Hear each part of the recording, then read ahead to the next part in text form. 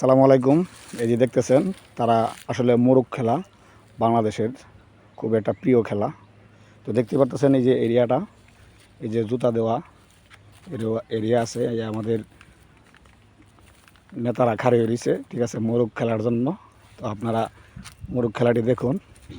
আমাদের pillar, 4জন pillar খাড়ি রয়েছে, দেখতে পারতেছেন। আসলে দর্শকের অভাব নাই, লক্ষ লক্ষ দর্শকে দেখতে পারতেছে এবং কি কাছেও আছে।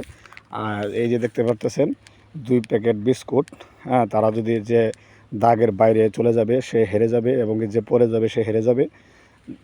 তো যে জিতবে তাকে একটা আরাম দেওয়া হবে, আর যারা হারবে তাদের জন্য যে নিচের যে প্যাকেটটা আছে ওইটা। তো 1 2 3 রেডি, খেলা শুরু।